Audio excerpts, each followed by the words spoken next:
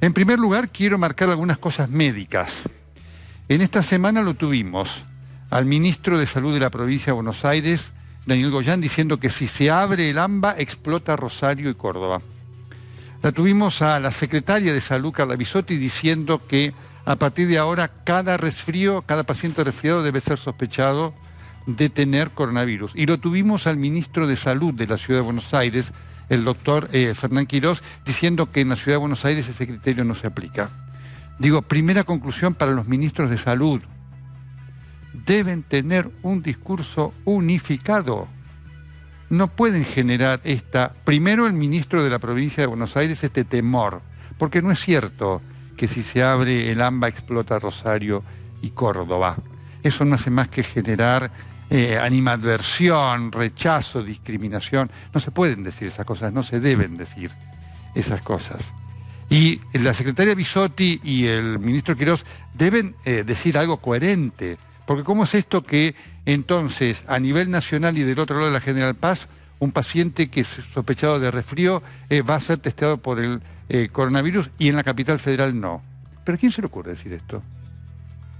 Esto pone en un compromiso a todo el equipo de salud, porque ¿cómo enfrenta esta dicotomía de criterio?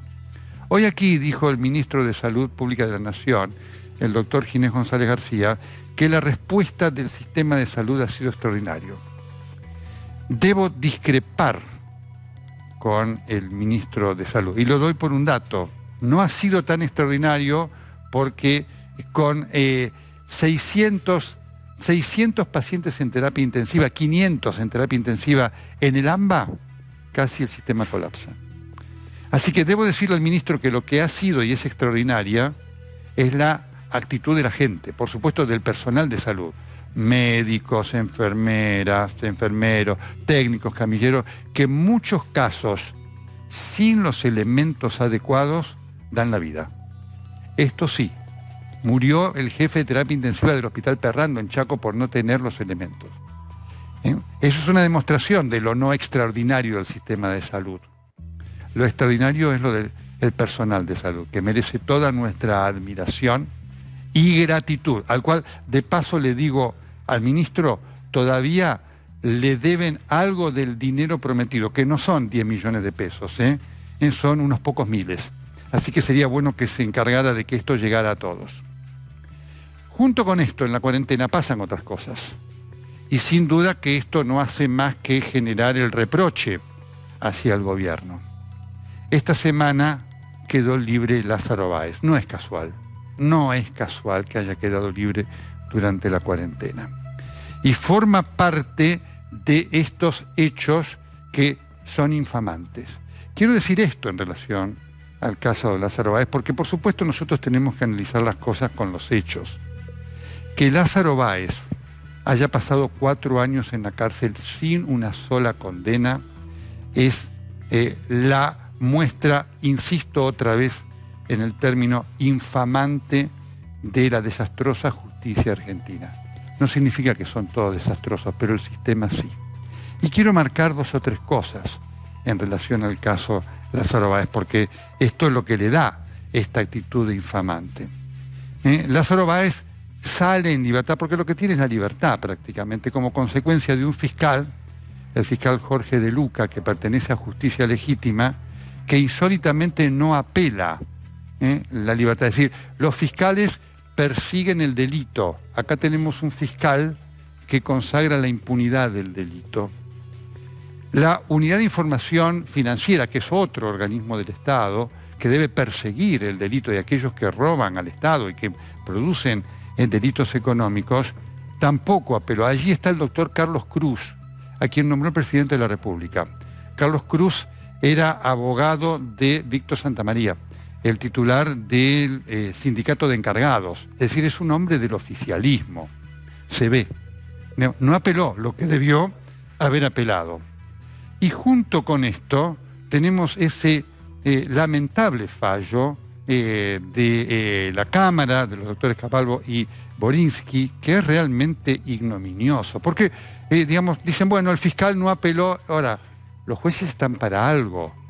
Están para proteger a la sociedad del delito, no para consagrarlo. Y entonces, ¿qué ha pasado durante la cuarentena? Hay que analizarlo. El libre vudú, libre debido, libre baez, es decir, la cuarentena viene siendo un vehículo de la impunidad, claramente. Y esto, por supuesto, el gobierno dice, nosotros no tenemos nada que ver con esto. No es así, porque allí aparecen personas, como el fiscal, como el titular de la UIF, que tienen una identificación con el oficialismo total y absoluta. Quiero decirles, en relación a esto, que la actitud del fiscal marca lo que es justicia legítima.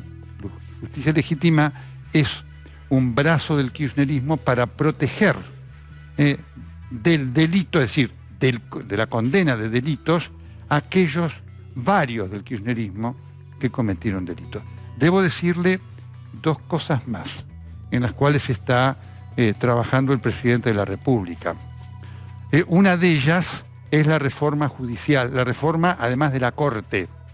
Viene la ampliación de la Corte. En la Argentina, cada vez que se amplía la Corte, tiene un solo objetivo por parte del poder, el que determina, el que lleva la iniciativa de la ampliación de la Corte es el gobierno. Cada vez que un gobierno quiere ampliar la Corte es porque quiere una Corte adicta. Alberto Fernández quiere su Corte adicta. ¿Qué va a hacer la Corte adicta? Va a terminar de convalidar la impunidad y va a alejar de cualquier peligro de condena efectiva a Cristina Fernández de Kirchner.